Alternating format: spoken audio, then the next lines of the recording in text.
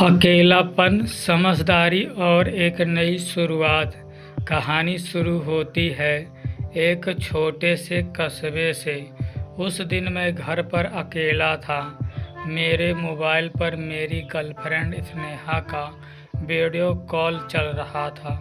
मैं उससे इतनी देर तक बातें करता रहा कि मुझे पता ही नहीं चला कि ताजगी कब घर में आ गई। अचानक मेरी नज़र पड़ी तो देखा वो खिड़की से मुझे चुपचाप देख रही थी। उनके चेहरे पर एक अजीब सी उदास और नज़रों में कुछ सवाल थे। मैंने फ़ौरन स्नेहा से बात ख़त्म की और फ़ोन रख दिया।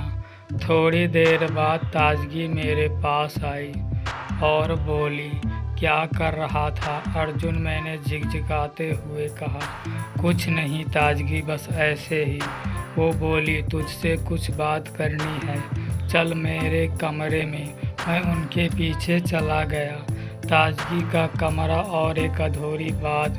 कमरे में ताजगी ने मुझे बिस्तर पर बैठने को कहा, फिर एक लंबी सांस लेकर बोली, तेरे ताऊ जी को बाहर गए 10 महीने हो गए हैं और आज घर में सिर्फ हम दोनों हैं। उनकी बातें मुझे थोड़ी असहज लगी, लेकिन मैं चुप रहा। तब उन्हें मेरी तरफ देखा और कहा तुम अब बच्चा नहीं रहा अर्जुन, तुझ में समझदारी भी है और हिम्मत भी।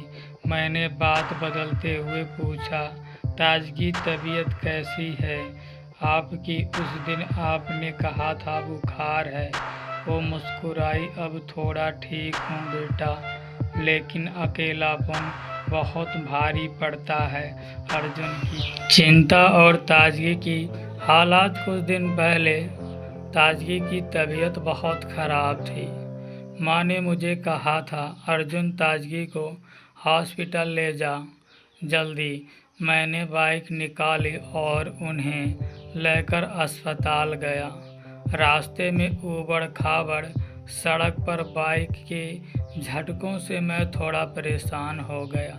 पीछे मुड़कर कहा, ताजगी अच्छे से पकड़िए नहीं तो गिर जाएंगी।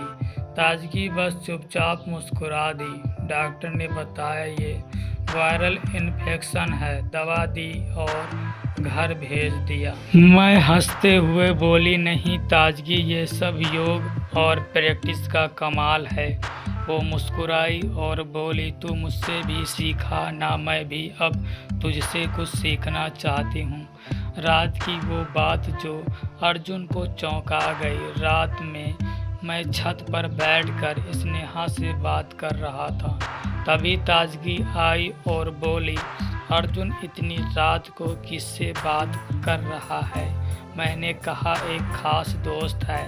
ताजगी गंभीर हो गई और बोली, मैं भी तो तेरे बहुत करीब हूँ, मुझसे भी बात कर लिया कर। फिर उन्होंने कहा, अर्जुन मुझे तुझे कुछ दिनों से एक बात कहनी थी। मुझे तेरा साथ अच्छा लगता है, तेरा ख्याल रखना अच्छा लगता है।